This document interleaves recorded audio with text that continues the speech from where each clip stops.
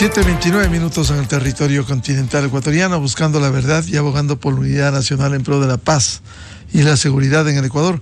Queremos dar la bienvenida a los siguientes invitados de la revista de Opinión Democracia: la doctora Sofía Cordero, politóloga, articulista; el doctor Gustavo Isch, analista político; y el doctor Carlos Figueroa, ex consejero del Consejo de Participación Ciudadana y Control Social.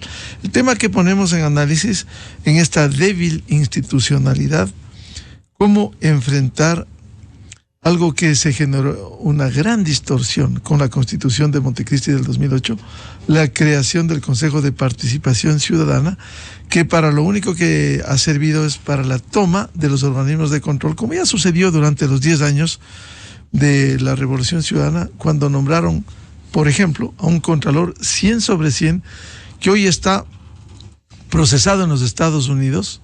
Se ha encontrado su culpabilidad, solo se espera la sentencia el próximo mes de septiembre. Y así podemos mencionar lo que a través del tiempo ha hecho este Consejo de Participación Ciudadana. El desafío es mantener este organismo, cambiarlo, volver a la designación en la Asamblea Nacional. Grandes desafíos que no han sido resueltos y que no generan certidumbre institucional en el Ecuador.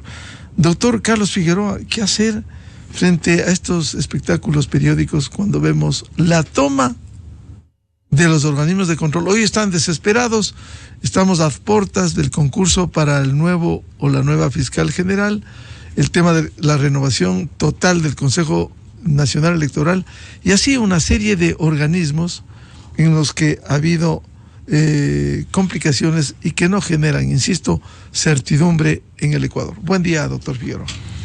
Sí, muy buenos días, y buenos días con todos los presentes y los que nos escuchan. Yo sería una de las personas que más apoyaba la presencia de la participación ciudadana, es decir, yo pensaba también, quizá ilusamente, que la participación y la conformación de este Consejo de Participación Ciudadana le iba a dar una mayor vitalidad a la participación de la gente, realmente de los ciudadanos.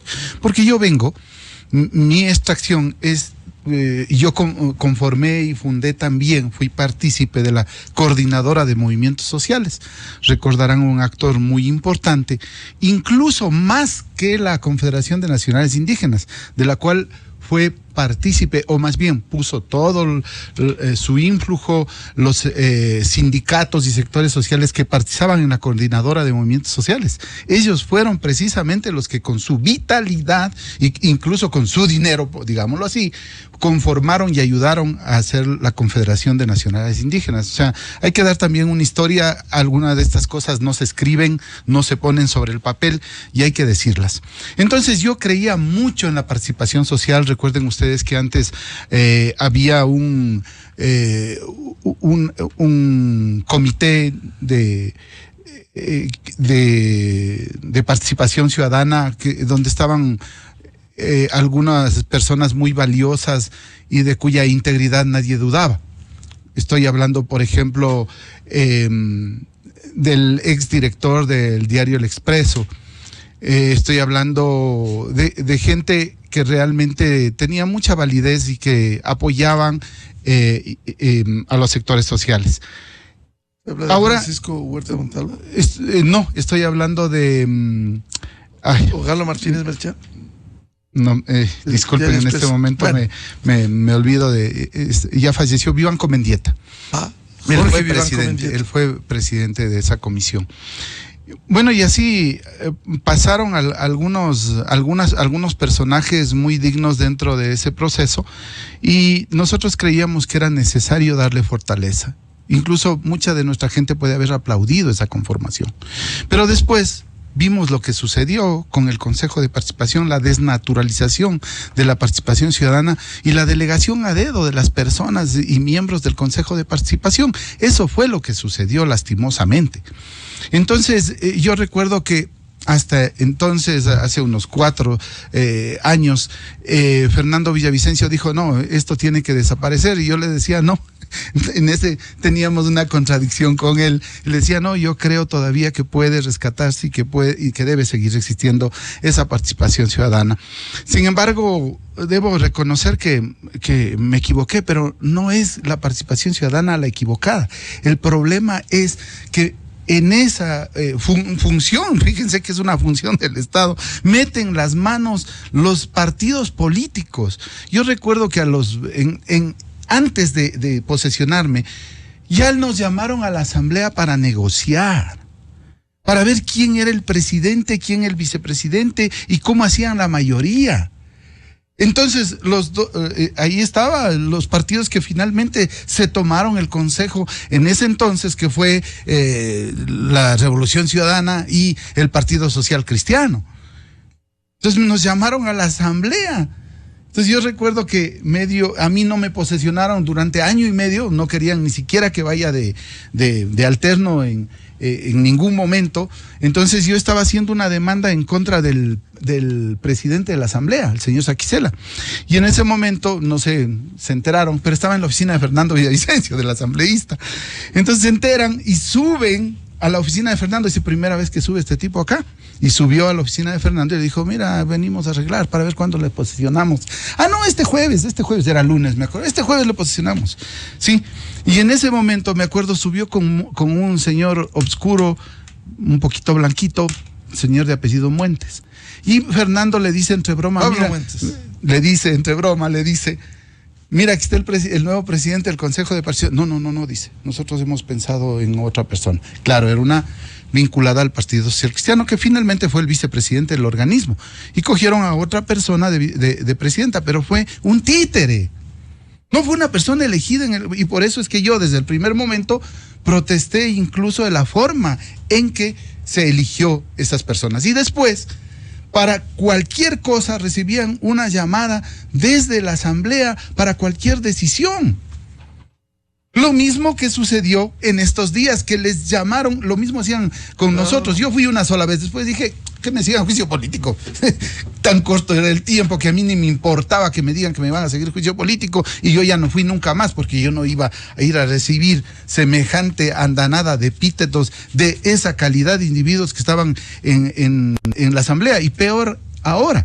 Yo justo le decía a uno de los asesores cómo se fueron a meter en la boca del lobo. ¿Y cómo se van a decirles que sí van a hacer una revisión de la votación? Te digo, pero si ustedes son una función del Estado, o sea, ¿cómo cometieron ese error? O sea, dejarse meter en esa celada preparada por el correísmo y permitir que exista un nuevo, ilegalmente, un nuevo presidente del Consejo de Participación, el cual ha sido cuestionado evidentemente por toda la sociedad ecuatoriana. Con esta experiencia, bienvenida Sofía Cordero, con esta experiencia, cierto es que suena lindo cómo se construyó en el 2008 la participación ciudadana, pero en la práctica, como dice la Constitución, artículo 208, no hubo ni fomento de la participación ciudadana, ni transparencia, ni lucha contra la corrupción. Es decir, ha sido un fracaso de este experimento, que ha servido, como bien ha descrito el doctor Carlos Figueroa, solo para la toma de los organismos de control. ¿Cómo cambiar esto? Buen día. Sí, buen día, colegas, Miguel. Es interesante lo que dice Carlos para empezar un análisis sobre cómo se desvirtuó la participación ciudadana creando este nuevo poder, ¿no? El poder de transparencia y control social. Digo, desvirtuó, ¿por qué? La participación ciudadana, su esencia es su capacidad de controlar, de apelar, de desafiar, de ponerle límites al poder estatal de alguna manera, ¿no? Así como en el liberalismo clásico y del que heredamos nuestras democracias liberales, los distintos poderes se tratan de establecer pesos y contrapesos con respecto al poder estatal en sí mismo, ¿no? La participación ciudadana, la sociedad civil, entendida en términos liberales, es aquella que establece diferentes espacios. Y el espacio de la sociedad civil es muy importante para el equilibrio por fuera del Estado de esa democracia liberal representativa. ¿Qué pasa en la Constitución del 2008? A nombre de los vicios de la partidocracia, ¿no es cierto? De que los partidos ya no sirven, ya no valen, son totalmente rechazados por la ciudadanía, y a nombre de que la sociedad civil es la depositaria de todo el valor, de toda la moral, de toda la ética, se inventa un nuevo poder en donde supuestamente la ciudadanía, la sociedad civil, va a cumplir un papel de limpiar, de volver a un equilibrio entre los poderes del Estado. El momento en que la sociedad civil se vuelve un poder del Estado, deja de ser sociedad civil automáticamente.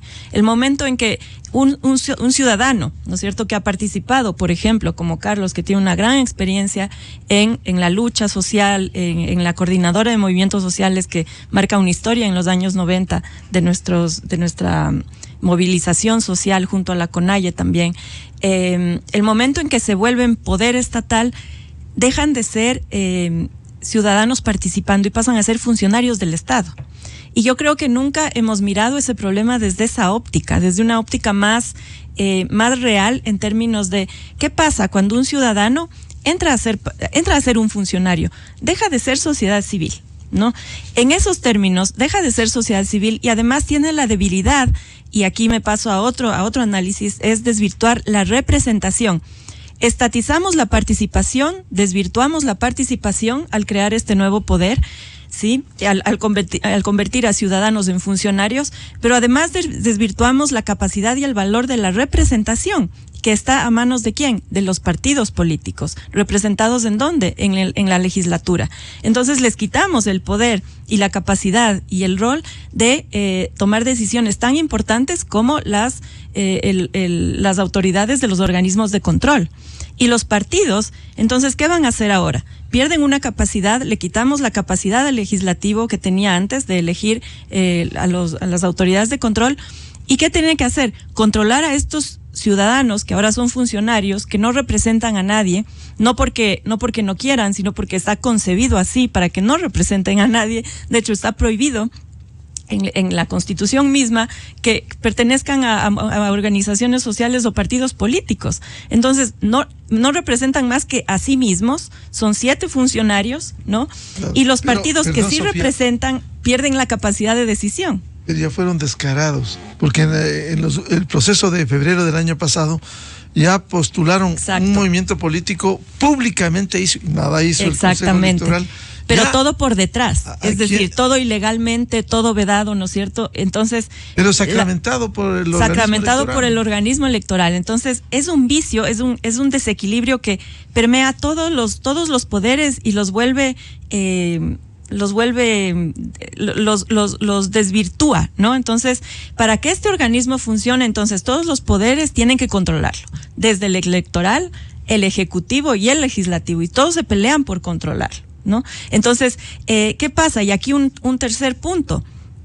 En el momento en el que el legislativo pierde esa capacidad, entonces quitamos la mirada, ¿no es cierto?, de la preocupación, quitamos nuestra preocupación de decir, bueno, ¿qué hacemos con el legislativo, no es cierto? Entonces es una especie de alivio, como el legislativo ya no designa a las autoridades de control, supuestamente, ¿no?, con este nuevo organismo, entonces nos despreocupamos del legislativo. Pero mientras tanto, el legislativo sigue controlándolo todo, junto con el ejecutivo, junto con el electoral, y el problema real radica en que si eliminamos el Consejo de Participación Ciudadana y volvemos la función al legislativo, que a mi parecer es lo adecuado, volver a los 3 poderes del Estado, ¿no es cierto? Igual, si no llenamos ese legislativo de partidos, de gente, de bancadas que peleen a las bancadas de las fuerzas que protegen al crimen organizado, de las fuerzas que protegen, que están de acuerdo con manejar la justicia, que quieren tomarse la justicia, entonces no ganamos nada. Necesitamos llenar el legislativo, el ejecutivo también, pero el legislativo sobre todo, para salir de este caos respecto a las autoridades de control, de este peligro de la toma de la justicia. Necesitamos llenar el legislativo de bancadas de gente que esté comprometida con la democracia, con los valores de la democracia. Bienvenido al doctor Gustavo Isch, consultor político. ¿Cómo ve este panorama? ¿Cómo salir de esto? con soluciones. Resulta muy complejo porque así como se incluyó en la Constitución esta función mal denominada de transparencia, se entiende que todas las funciones debieran ser de transparencia, del que deviene el Consejo de Participación, pero estamos entrampados sin salida, mirando solo cómo los políticos se toman los organismos de control. Buen día. Buenos días, Miguel. Gracias por la invitación. Un saludo a los panelistas que están compartiendo esta entrevista y a la audiencia que nos escucha. Lo que acabo de escuchar, y en realidad desde que se fundó ese organismo, al cual yo siempre fui opuesto, no sé si recuerdas, Miguel, lo que refleja es una crisis general del sistema político en su conjunto. No es la causa, es el efecto de. El sistema político ecuatoriano, pensemos en una pirámide, ¿no? Es un sistema decadente, es un sistema corrupto, es un sistema que ha perdido la capacidad de representación y de conexión con la ciudadanía, con la enorme mayoría de la ciudadanía. Miran a los ciudadanos como electores, no los miran como personas, como individuos, como parte de familias, de hogares, de gente que tiene trabajo o que no tiene trabajo, de personas en definitiva que componen la sociedad ecuatoriana y que tienen expectativas muy distintas porque ocupan espacios distintos en la estructura de esa sociedad. Hace mucho tiempo que los partidos políticos y luego los propios movimientos políticos se desconectaron de la ciudadanía, dejaron de representar legítimamente los intereses de la gente a la que decían representar. Y las definiciones de las estrategias políticas, de las estrategias de comunicación, de las estrategias de selección de sus integrantes y de sus liderazgos, también se contaminaron. O sea, si miramos lo que pasa en las elecciones de los precandidatos presidenciales, por ahora que estamos tan cerca de esto, ¿no? Es otro show. La elección previa, el proceso previo para seleccionar el disque candidato democráticamente por parte de sus militantes, de quienes se adhieren, de sus simpatizantes, en fin, es otro show porque ya está elegido previamente. ¿Quiénes eligen? Los grupos de interés y los grupos de presión que están detrás de las personas que llegan a la asamblea, que llegan a los consejos provinciales, que llegan a los municipios, que llegan a los organismos de representación. Y lamentablemente, después de 30 años de estar en esta actividad, he visto que eso también le está ocurriendo al interior de los propios movimientos sociales, que eran de alguna manera una garantía para contrarrestar lo que pasaba en la élite política. Luego, en esa base, un segundo espacio es el del sistema operativo ahora sí, entrando en materia, del Consejo de Participación Ciudadana y Control Social. Se funda a partir de la Constitución de Montecristi bajo el supuesto rarísimo, ¿no?, del propio Rafael Correa, en el que la sospecha es la base que fundamenta la creación de ese organismo. Tiene que haber transparencia. Entonces, el discurso era despartidizar partidos tan cuestionados en ese momento, claro, para crear un sistema peor. Claro, pero él tenía en ese momento la popularidad, el poder, la credibilidad, no solamente asentada sobre su propia figura, sino sobre todo su movimiento. La enorme mayoría de ciudadanos, casi el 80% de ciudadanos durante algún tiempo apoyaron a la Revolución Ciudadana y sobre todo a su máximo líder, ¿no? De una manera paradójica, él crea esta institución bajo la sospecha de que los partidos políticos tradicionales, pero también los movimientos políticos, los sindicatos, los ponchos dorados, la prensa corrupta y todo el mundo en esta sociedad, menos Alianza País, eran corruptos.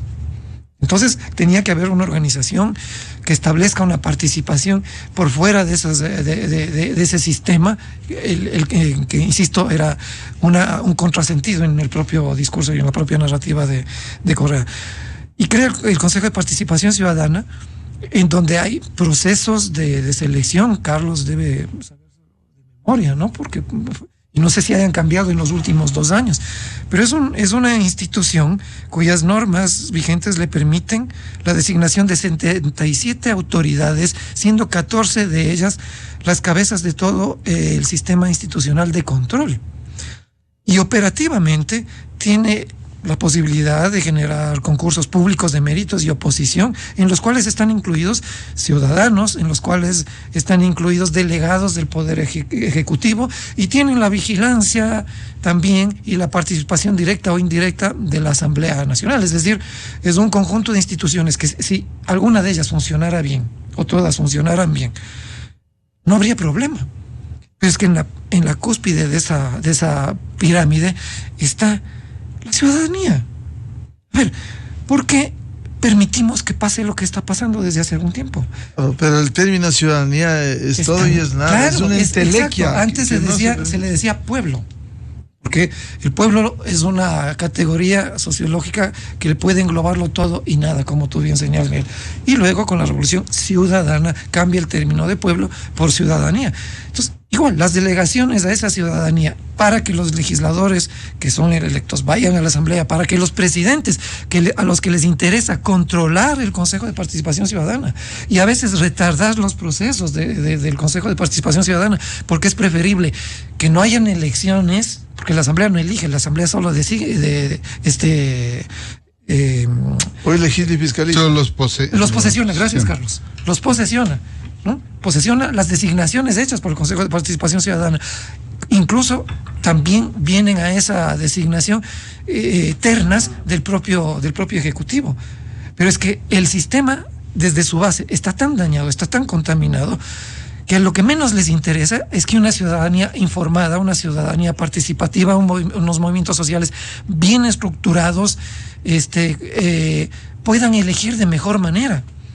Lo que les interesa a estas élites, a estos grupos que están detrás de toda esta circunstancia, es haber creado este monstruo que tiene solamente en los procesos de designaciones del Ejecutivo, que se hacen con veedurías ciudadanas, al igual que otros. Los concursos de méritos tienen 10 etapas y 35 subetapas. El concurso de escrutinios con veedurías, 7 etapas y 11 subetapas. Y en todas ellas hay ciudadanos. Y van creando reglamentos adecuados a las necesidades para nombrar a determinado personaje. Y no es solamente la Asamblea o los partidos políticos X los que quieren controlar el Consejo de Participación Ciudadana. ¿Qué pasó con Guillermo Lasso? O sea, ¿qué pasó con Rafael Correa? Empezando por él. ¿Qué pasó con Guillermo Lasso y incluso con su pretendida reforma plebiscitaria y de referéndum?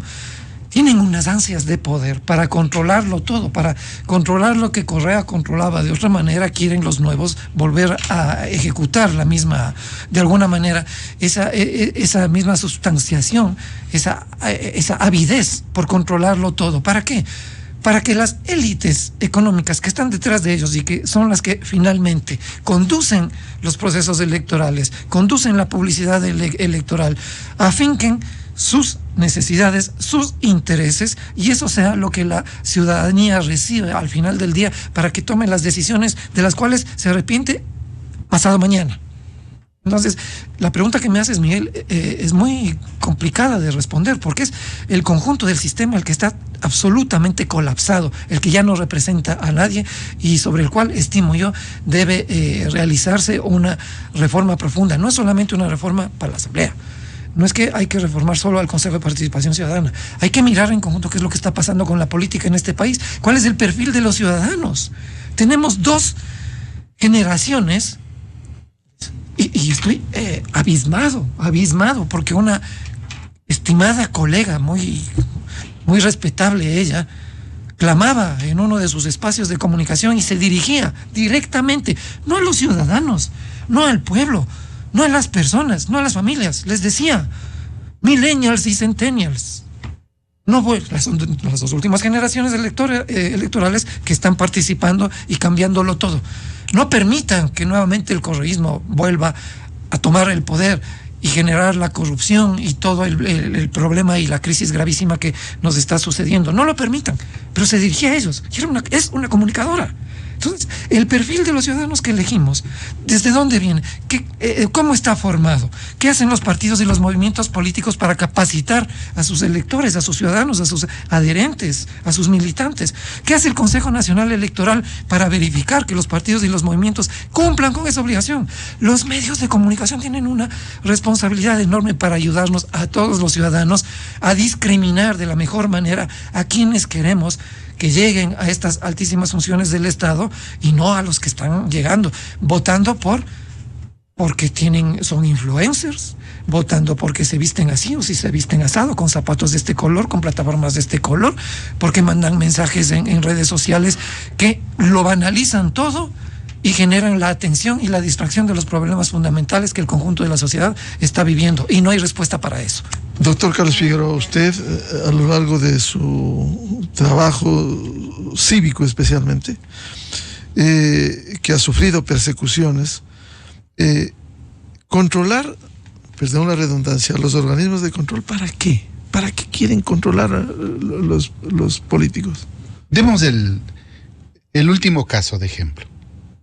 Lo que sucedió en el Consejo de Participación Ciudadana para nombrar al presidente del Consejo de la Judicatura, que tendrá mucho que ver en el concurso de los jueces, en el nombramiento de esos jueces en la Corte Nacional, es decir, también en la dirección de la Corte Nacional.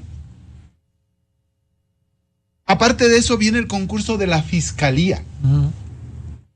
Entonces uno dice, ¿para qué quieren este tipo de gente? A ver, este señor ha tenido vinculaciones y ha sido abogado de personas acusadas de narcotráfico.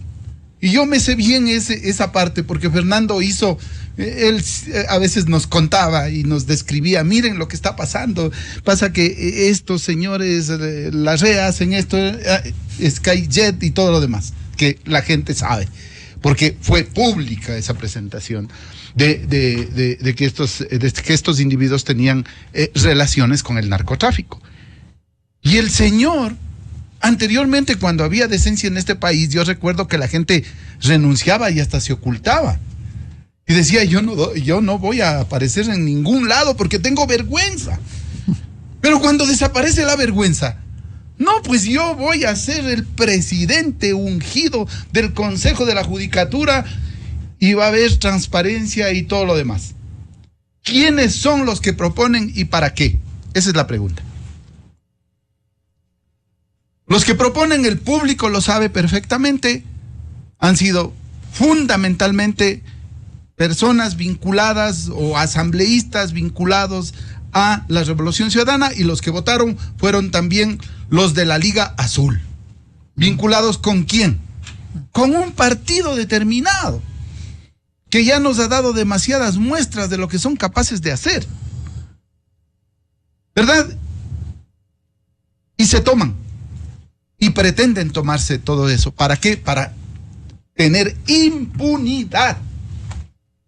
Hablemos claro, toda esa gente pretende impunidad porque ellos son los que están metidos por centenas en los casos de corrupción. No solamente del gobierno central, también de gobiernos locales. Me acuerdo que Fernando decía, todo está podrido, porque revisábamos de algún municipio y ese municipio había corrupción, se habían robado el dinero del pueblo.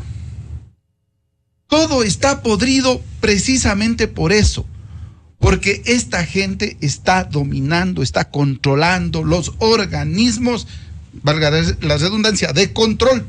Controlando en nombre de la participación ciudadana. A nombre de la participación ciudadana, desde luego. Y pueden hacer en ese caminar, pueden hacer cualquier barbaridad jurídica, cualquier ilegalidad, como lo hicieron en este proceso de selección del Consejo de la Judicatura. Igualito, o sea, fue totalmente ilegal. No cumplieron con sus propios estatutos, tiraron a la basura todo lo que han creado para poder funcionar internamente, no les importó.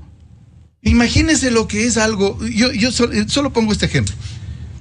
Viene un señor Verdugo que estaba en goce de su derecho de paternidad, que no podía renunciar porque es un derecho. No puede regresarse. Derecho irrenunciable. Irrenunciable. Exacto, irrenunciable. No podía hacerlo. Por lo tanto, él no podía regresar, pero regresa. Y van dos personas que no participaron en la sesión anterior, como dice el Estatuto de Funcionamiento Interno, el artículo 19, cualquier persona o cualquier consejero que haya participado en la sesión que está reconsiderando, sea la misma o la anterior, la inmediatamente anterior. Resulta ser que ninguno de los dos consideró, pues, ni la señora Bonifaz, ni el señor Verduga, no consideraron, no toparon el tema, no votaron el tema, por lo tanto no podían reconsiderar, que quiere decir considerar de nuevo. Pero el cinismo es tal que ellos lo hicieron y dijeron, no, es que tenemos derecho, punto, y permitieron. Y ahí una desilusión enorme, ¿no? Hasta ahorita me duele, porque una de las personas que permite eso fue una de las personas que incluso tiene una fundación de lucha contra la corrupción. Doctor Juan Esteban Guarderas. Por Dios, qué desilusión de la gente. Yo veía en todas las redes sociales desilusionado que una persona así, de esos caracteres que habíamos, que la ciudadanía confiaba, diga que es que yo quería devolver la terna. Ya no había cómo devolver.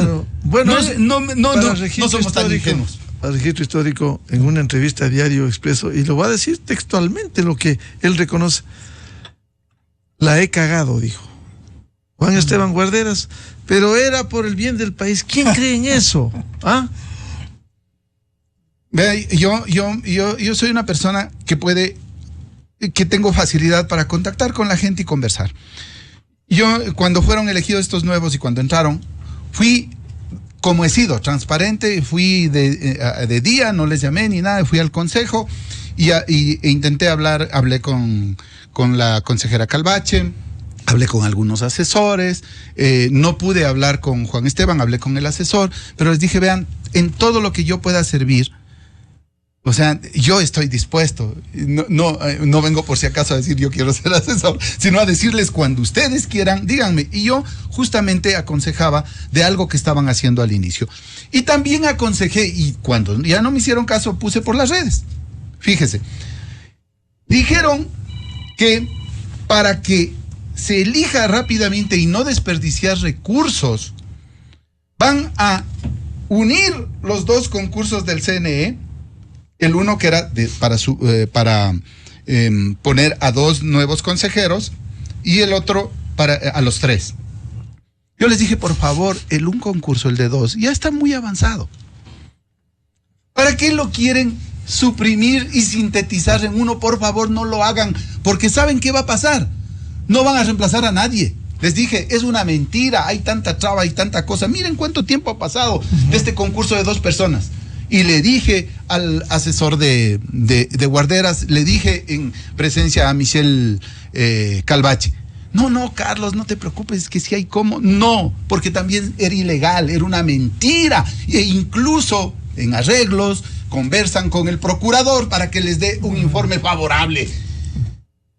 No debía haber dado ese informe favorable el procurador y lo hizo para que hagan el concurso de A5. Porque supuestamente iban a sacar a todos. Miren, hasta el momento no ha salido nadie, no han sido reemplazados por lo menos 2 de los que tanto deseamos que se vayan a la casa. Doctor Figueroa, bueno, ¿cuáles son las salidas frente a este panorama? ¿Qué hacer? ¿O vamos a seguir mirando esto? Resulta complejo y difícil el desaparecer a este Consejo de Participación. Esa buena estructura que le tiene atrapado al Ecuador. ¿Cuál es la salida? Yo en este momento estaría por una salida radical que la estaba difundiendo Fernando Villavicencio. Y que era el desaparecer como poderes o como funciones al CNE ¿cómo desaparecer? Y al Consejo de Participación, hacer una asamblea más representativa, diríamos, porque ahorita no creo que me representen conforme a lo que a ese trabajo que están haciendo, y hacer un Senado donde se elijan las autoridades. Un Senado, evidentemente que me van a decir, igual van a negociar, sí, pero son más de cara a la población, y no hay, y tendrán que negociar. Y no 7 consejeros, sino mucho más en un Senado. Sí, en un Senado. Pero es una reforma de la estructura del Estado. Tendrá que ser como una constituyente. Por eso digo, es algo muy radical. Van a ir los mismos, es decir, todo depende. Sí. Depende de que la gente se organice, de que sepamos elegir en este momento tan duro que le viene al país, porque desafortunadamente mucha de la gente no se siente representada, o sea, ni por esta, entre comillas, izquierda, que yo he sido izquierda toda la vida, no me representa esa izquierda, y tampoco me representa esta derecha de nuevo corte, de nuevo tipo, ¿no? O sea, y hay mucha gente que dice, no, en este país tenemos que hacer acuerdos. En este país tenemos que llegar a confluir la gente de izquierda, la gente de derecha, la gente de centro, para poder salvar de la situación en que se encuentra, de la crisis de violencia económica, etcétera, porque hay mucha gente que se ha dado cuenta que sí hay como... Y una cosa que voy a decir, o sea, la gente cree que haciendo payasadas van evidentemente a engañar a todo el mundo. No, pero no es así. Yo creo que las redes sociales también han permitido que mucha de la gente se interese por los problemas del país y por los problemas políticos. Lo que sucede es que los partidos políticos no tienen una escuela de formación. En este momento no hay líderes en los partidos. Díganme qué partido tiene un líder. Y otra cosa que les voy a decir, ¿qué partido tiene cuadros? Ningún partido tiene cuadros, y tienen que andar yendo a la panadería para ver quién es más popular. Y ahora en elecciones vender los puestos. Doctora Sofía Cordero, salidas. Siempre es un sueño los acuerdos en beneficio del país. ¿Cómo salir de esto? Sí, bueno, es importante hablar de las salidas porque diagnósticos tenemos de sobra, ¿no? Sobrados, buenos diagnósticos, pero hagamos un punteo de más o menos del diagnóstico. Pasamos de una sociedad civil activa, ¿no es cierto?, en los años 90, que digamos que llegó al 2005 con cierta potencia, actividad, aunque ya con la crisis de la CONAIE y la coordinadora, luego los forajidos, que fueron un intento de organización de la sociedad civil, y viene la Revolución Ciudadana. La Revolución Ciudadana, como bien decía Gustavo, elimina, ¿no? Sospecha de todo tipo de vínculo social, de organización, de poder que se salga del esquema del control desde el Estado, ¿no? Y ahí la sociedad civil se va apagando, porque ahí juega la autocensura mismo, por el miedo, ¿no? Va cediendo espacios. Va cediendo espacios por miedo, por cansancio también, por este clima hostil. 10 años no es poco. 10 años dejan lastimada a la sociedad civil, totalmente desarticulada, y de ahí viene un tiempo, ¿no?, en donde desde el 2007, aunque no lo esperábamos, pero empieza una resistencia a este proyecto autoritario, a este proyecto que se sale de los márgenes de lo que es democrático, y todos los intentos han sido de alguna manera fallidos en términos de que no han logrado establecer nuevos vínculos con la sociedad civil, sin culpar del todo, sin decir que lo han hecho porque no han querido. ¿Por qué? Porque creo que hay que tener en cuenta que a partir del 2017 se trata de una resistencia. Es decir, gobernar en el Ecuador desde el 2017, y digo desde el 2017 porque la Revolución Ciudadana deja de estar por lo menos en el Ejecutivo, gobernar en el Ecuador se trata de resistir, y se trata de resistir al crimen organizado y a las fuerzas políticas que funcionan como operadores políticos y que buscan la impunidad. ¿Qué tenemos ahora? Tenemos intentos, ¿no? Tenemos una sociedad civil desarticulada, un intento de una nueva generación en el poder, pero no tenemos élites políticas que se comprometan con la sociedad civil a buscar nuevos horizontes todavía, para que salgamos de este diagnóstico catastrófico en donde una nueva generación apostamos por ella, ¿no es cierto? Pero ha demostrado que no tuvo problema en cogobernar con fuerzas políticas como la Revolución Ciudadana, porque lo que se dio es un cogobierno, y que probablemente en las próximas elecciones tampoco tenga problema de cogobernar en caso de que una de las dos llegue a liderar el Ejecutivo. Lo que nos queda es buscar una tercera vía. Pero esa tercera vía tiene que estar consciente de que no es suficiente ser solo joven, ¿sí? Porque está comprobado, de que no es suficiente ser solo sociedad civil, porque la sociedad civil está debilitada, está minada, ¿no es cierto? De que las nuevas élites políticas o líderes políticos tienen que no solo relacionarse, no solo negociar en la pugna de poderes en la asamblea, no solo resistir desde el gobierno a esta arremetida de la toma de la justicia, que además se viene, en caso de que logremos elegir a una tercera vía en las próximas elecciones, en caso de que esa tercera vía tendrá que enfrentar a un fiscal general puesto por las fuerzas políticas vinculadas con el crimen organizado, a un presidente del Consejo de la Judicatura que ya está en funciones y que es muy difícil que nos libremos de él, y a un concurso de jueces que probablemente va a ser la consolidación de la toma de la justicia. Esta primavera que tuvimos a partir de Metástasis, que nos dio un respiro, que nos dio una ilusión, que nos dio una esperanza, se acabó con la elección del nuevo presidente del Consejo de la Judicatura. Y en caso de que logremos seguir resistiendo al proyecto autoritario del crimen organizado en las elecciones de febrero y en la segunda vuelta, en caso de que eso suceda, tenemos que estar conscientes de que esta tercera vía tiene que resistir, y tiene que resistir a la toma de la justicia, y tiene que resistir a las bancadas en el Parlamento. Entonces es un ejercicio de lo que se llama gobernar en la gobernanza criminal. Y tenemos que asumir ahora la salida, y lo que decía Carlos, para ir concluyendo. Hay una salida que pasa por otro camino, que no es la Asamblea Constituyente, que yo estoy de acuerdo con que hacer una asamblea constituyente en este panorama, en estas condiciones, es muy riesgoso, y podemos exponernos a que la asamblea esté controlada por las mismas fuerzas antidemocráticas, claro, y hagan, ¿no? Una constitución peor. Y hagan una constitución peor, exacto, o minen más el Estado de Derecho. Hay una salida que ha sido mencionada por Henry Cucalón en este caso, que es la iniciativa desde el Ejecutivo para la eliminación del Consejo de Participación, y que una vez que se plantea como iniciativa del Ejecutivo, hay que esperar un año para volverlo a tratar. Es una vía que está en la Constitución, y que me parece que es más paulatina, no me parece, pero es menos riesgosa. Y mientras tanto, ¿no es cierto?, se pueden ir construyendo otros canales.